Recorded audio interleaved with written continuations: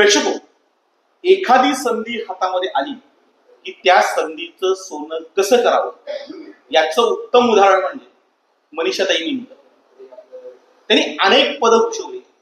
ज्या ज्या पदावर त्या गेल्या तिथे तिथे त्यांनी आपल्या कर्तृत्वाचा ठसा उमटवला. सध्या त्या जिल्हा परिषदेमध्ये सभापती होत्या. सभापती असताना त्यांच्याकडे जे खातं आलं ते खरं तर दुर्लक्षित असं खातं, त्याच्याकडे फारसं कोणाचं लक्ष नाही. मात्र त्या खात्यामध्ये अत्यंत प्रभावीपणे काम करून जिल्हा परिषदेच्या इतिहासामध्ये आतापर्यंत जे कधी घडलं नव्हतं असं काम करून दाखवून त्याचा अहवाल प्रकाशित करणार म्हणजे महाराष्ट्रातील पहिली समाज कल्याण सभापती मनीषाताई ह्या असतात. म्हणजे खरं तर हा जो अहवाल हा अहवाल एक आदर्श मार्गदर्शिका म्हणून वर्षानुवर्ष जिल्हा परिषद सदस्यांना बाळगता येईल. जे सभासद आहेत, नागरिक आहेत, मतदार आहेत, त्यांना आपण कोणत्या योजनांचा लाभ घ्यावा याची माहिती मिळेल अशा पद्धतीने हा अहवाल प्रकाशित केलेला आहे. आपण त्यांच्याशी चर्चा करूया, त्यांनाच विचारूया की ही संकल्पना नेमकी त्यांना कशी सुचली. ताई, सभापती पद तुमच्याकडे आलं, त्या पदावर काम करताना आपण जे काम केलेलं आहे ते लोकांपर्यंत पोहोचलं पाहिजे यासाठी तुम्ही स्वखर्चाने खरं तर जिल्हा परिषदचा याला निधी असतो का? हा, तो त्याला पूर्ण जिल्हा परिषदेचे 5 वर्षात झालेलं काम हे त्यांनी अहवाल काढणं हे बंधनकारक आहे. हा नियम आहे, मला ते करणे. ह्याच्या आधी मी 15 वर्ष आमदार म्हणून काम केलेलं आहे आणि त्याची जिल्हा परिषदेच्या स्वायत्त निधीमधून त्याला तरतूद असते. माझ्या माहितीप्रमाणे हे आतापर्यंतच्या सदस्यांना हे माहीतही नसावं किंवा कदाचित त्यांना माहिती करून घेण्याची आवश्यकता पण भासली नसेल. पण ह्याला निधी आहे असं जेव्हा मी अधिकाऱ्यांशी चर्चा केली, मग त्यांना ह्याची परवानगी आणणं त्याची, आणि आपण अहवाल काढला तर मात्र तो पूर्ण जिल्हा परिषद म्हणजे विभागवार सगळं, म्हणजे मग बांधकाम असेल, पाणी पुरवठा असेल, अनेक जे खाते आहेत, तर मग त्याच्यात वेळ जाईल आणि अहवाल आपण वेळेत काढू शकलो नाही तर मग आपण केलेल्या कामाचं, जनतेपर्यंत ज्या योजना पोहोचवल्या त्या समाज कल्याणला न्याय दिल्याचं समाधान मला मिळणार नाही. म्हणून मी माझ्या स्वखर्चाने फक्त समाज कल्याण समितीमध्ये जी केलेली कामं आहेत त्या अहवालाद्वारे हे लोकांपर्यंत मी पोहोचवण्याचं काम. पहिला प्रश्न तुमचा यासाठीच होता की कुठलाही जिल्हा परिषद सदस्य किंवा सभापती स्वतःच्या खर्चाने कुठलंही शासकीय काम करत. इथे मात्र मनीषाताईंनी जी काही काम केली त्याचा अहवाल अगदी सर्व माहितीसह पूर्ण कलर पेजचं त्यांनी प्रकाशित केलेलं आहे. तर ही संकल्पना तुम्हाला कशी सुचली किंवा असं का करावं असं वाटलं? मी आता जेव्हा 95ला आमदार झाल्यानंतर आपण जी आमदार म्हणून जी कामं केली अशी मी 15 वर्ष माझा प्रत्येक वार्षिक अहवाल काढलेला. त्याच्यामुळे ही मला माहिती होती.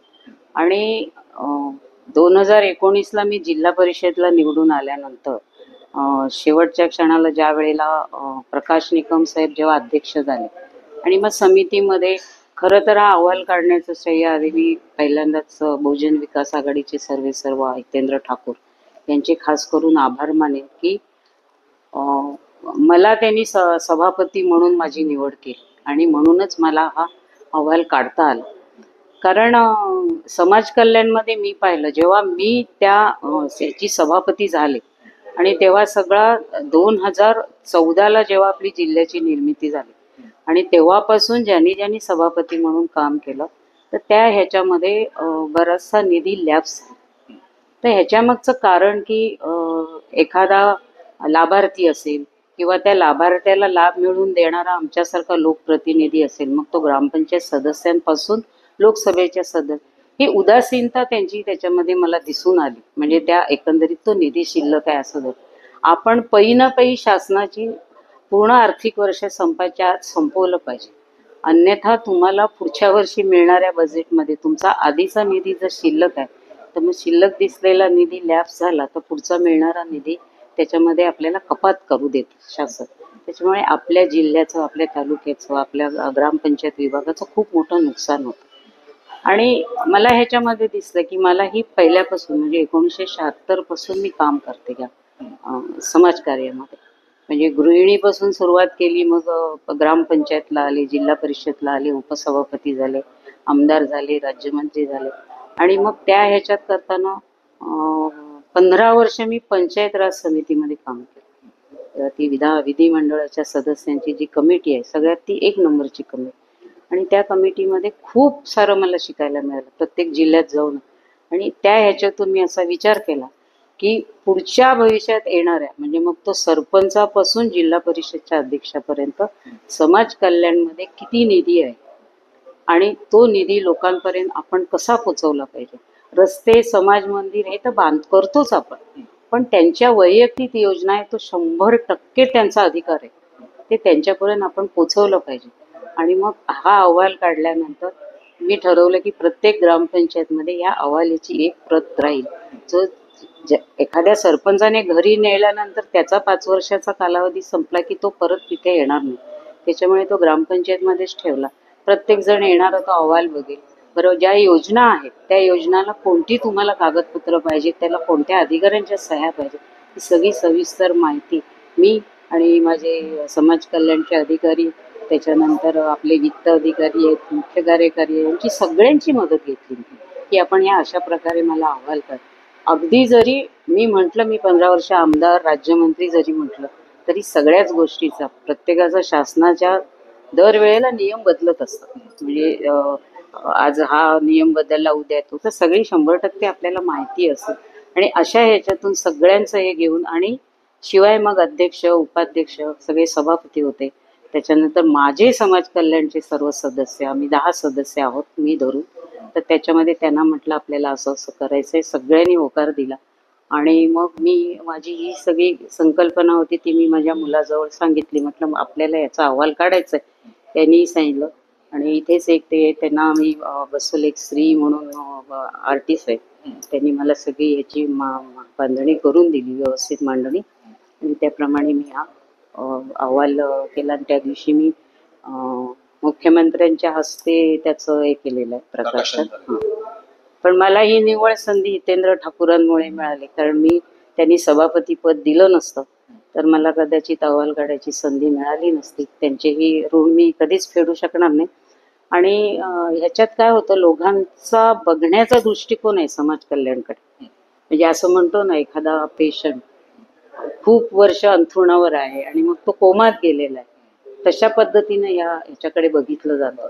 पण जिल्हा परिषदेमध्ये अनेक विभाग आहेत, पण त्याच्यामध्ये सगळ्यात जास्त योजना असलेलं जर खातं असेल तर हे समाज कल्याण. त्याच्यामध्ये पाटील साहेब 58 योजना आहेत. मग वैयक्तिक आहे तुमचा, ह्याच्यामध्ये आता आपण आंतरजातीय विवाहाचा आहे. जेव्हा मी सभापती झाल्यानंतर जेव्हा लाभार्थी यायला लागले की आम्ही गेली 4 वर्ष झाली आम्ही प्रकरणं दिली आहेत, आमचं मंजूर होत नाही, तेव्हा बघितलं तर 472 प्रकरणं ही जिल्हा परिषदमध्ये पडून होती. मग ती का पडू नये, 25,000 राज्य सरकार आणि 25,000 केंद्र सरकार. केंद्राचे पैसे न आल्यामुळे, मॅचिंग ग्रँट न आल्यामुळे त्याच्यामध्ये आपण ते देऊ शकलो नाही. आम्ही लगेच पंतप्रधान कार्यालयाशी संपर्क साधला, आम्ही ईमेल केला त्यांना, आणि पुढच्या 15 दिवसात ते सगळा निधी आला. आतापर्यंत मी जवळजवळ 700 ते 800च्या वर लाभार्थ्यांना आपण याचा लाभ दिला. आपण त्यांना 50,000 रुपये आपण देतो. आणि 50,000 रुपये अपंग जे जोडपं असतं, म्हणजे एक नवरा किंवा बायको अपंग असेल तर त्यांना, अशी बरेचशी प्रकरणे ह्याच्यामध्ये. आणि मला एक त्याच्यात समाधान आहे की प्रत्यक्षात लाभार्थ्यांपर्यंत जाऊन आपण हे काम केलं.